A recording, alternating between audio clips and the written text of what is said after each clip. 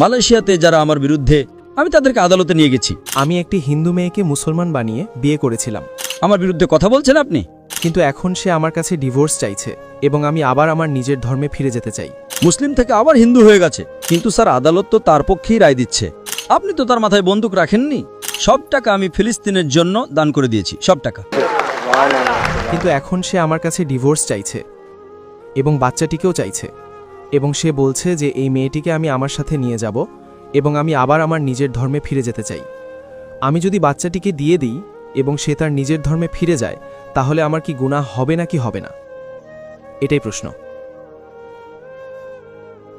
ভাই জিজ্ঞাসা করেছেন যে তিনি একটি হিন্দু মেয়েকে বিয়ে করেছেন, তারপর বলেছেন যে বিয়ের আগে তাকে ধর্মান্তরিত করেছেন, একটি বাচ্চা হয়েছে, এখন 1 বছর পর সে ডিভোর্স চাইছে এবং সে আমার বাচ্চাটিকেও নিয়ে যেতে চায়। প্রথমে আমি এটা জিজ্ঞাসা করতে চাই যে আপনি তাকে সঠিকভাবে ধর্মান্তরিত করেছেন নাকি ভুলভাবে? স্যার, আগে ধর্মান্তরিত করেছি। করাচির নর্থ টাউন থেকে তাকে মুসলমান বানিয়েছি। যে ধর্মান্তর আপনি করিয়েছেন, আমি বলি রিবার্থ, সেটা কি সঠিকভাবে করিয়েছেন নাকি ভুলভাবে? আমি তো জানি না। সঠিক পদ্ধতি মানে হলো কোরআন মাজিদের সঠিক শিক্ষা দিয়েছেন। সে কি আসলেই কোরআন দ্বারা প্রভাবিত হয়েছিল নাকি আপনার দ্বারা? আপনার নাম কি? আলী হামজা। আলী হামজা হতে পারে সে আলী হামজার প্রেমে পড়ে ধর্মান্তরিত হয়েছে, ঠিক তো? তার তো আল্লাহর প্রেমে ধর্মান্তরিত হওয়া উচিত, আল্লাহর রাসূলের প্রেমে ধর্মান্তরিত হওয়া উচিত। আপনার প্রেমে ধর্মান্তরিত হয়েছে, তাহলে হয়তো এটা আপনারই ভুল। স্যার, ধর্মান্তরিত করার পর বাচ্চা হলো, সেই বাচ্চাটিকেও সে মন্দিরে নিয়ে যাবে। এখন ভুলটা কার? আপনি বলুন আমাকে, ভুলটা কার? ভুল আমার। হ্যাঁ, আপনারই। তাহলে আপনি আবার প্রশ্ন করছেন কেন? স্যার, প্রশ্নটা হলো প্রশ্ন হলো এখন অপারেশন হয়ে গেছে, প্লাস্টিক সার্জারি করতে হবে। আপনি তাকে আমার ক্যাসেট দেখান, আমার ভিডিও দেখান। স্যার, 1 বছর সে আপনার সাথে বিবাহিত ছিল, আপনি শতভাগ জানতেন যে সে শুধু নামমাত্র ধর্মান্তরিত হয়েছে। ঠিক আছে, সে ধর্মান্তরিত তো হলো, কিন্তু সেই সময় আপনি তাকে দাওয়াত দেননি, ঠিক কিনা? সত্যি বলুন। স্যার, আপনার বয়ান দেরিতে হয়েছে, সে চলে গেছে। শুনুন শুনুন, আমার কথা শুনুন, আমার কথা শুনুন। আপনি বিয়ে করে ফেলেছেন, ঠিক আছে, করেছেন, আলহামদুলিল্লাহ। আপনি জানতেন যে সে নামমাত্র ধর্মান্তরিত হয়েছে, সেই সময়ে তো আপনার উচিত ছিল তাকে সঠিক দাওয়াত দেওয়া, ঠিক কিনা? ঠিক। আপনি বলেছেন ঠিক আছে, ধর্মান্তরিত তো হয়েছে, এখন সে জাহান্নামে যাক, কি আর আসে যায়। অর্থাৎ আপনি সূরা আল আসরের 3য় অংশ এর উপর আমল করেননি, ঠিক তো? ঠিক। জান্নাতে যাওয়ার জন্য আপনি নিজের স্ত্রীর সাথে এটা করেননি, তো আল্লাহর কাছে আগে ক্ষমা চাইতে হবে।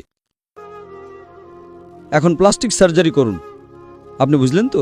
জি স্যার।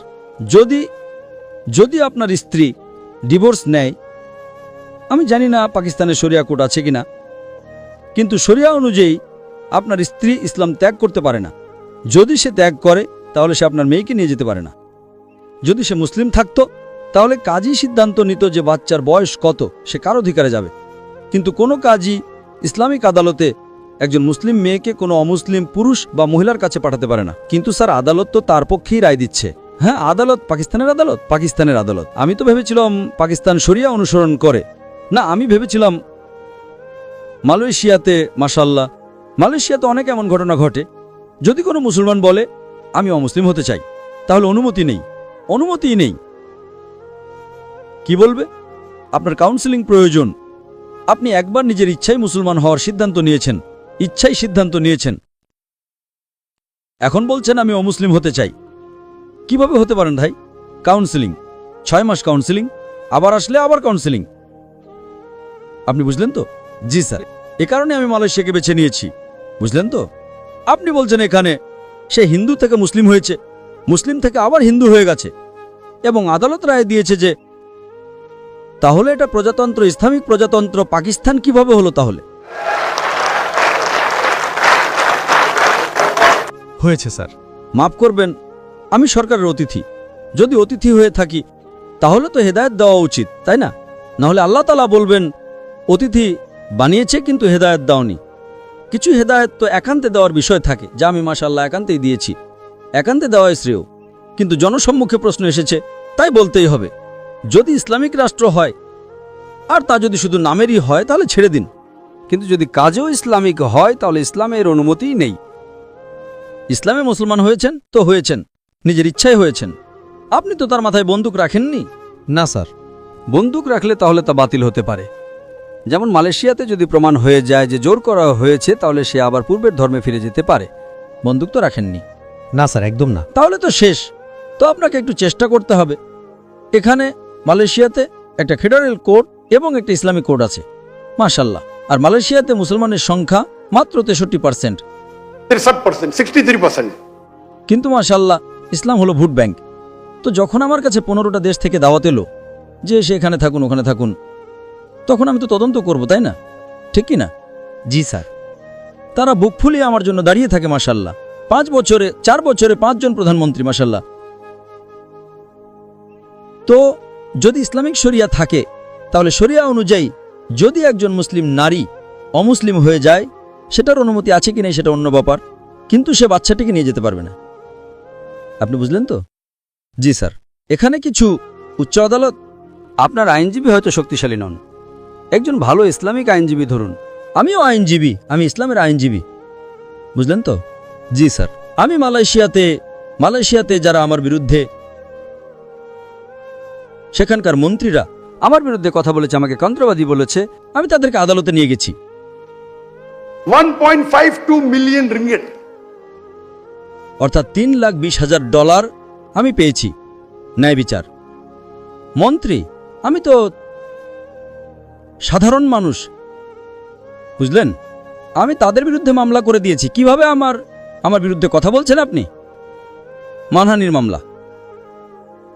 আলহামদুলিল্লাহ, আপনিও ভালো আইনজীবী ধরুন।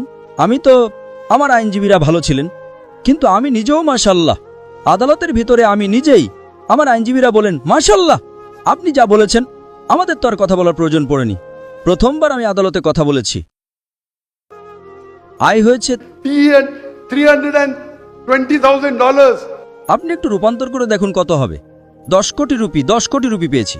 সব টাকা আমি ফিলিস্তিনের জন্য দান করে দিয়েছি, সব টাকা। আমি দোয়া করি যে আল্লাহ তাআলা আপনাকে সাহায্য করুন, আপনাকে এবং আপনার স্ত্রীকে হেদায়েত দিন যাতে সঠিক পথে আসতে পারেন। ঠিক আছে, জি।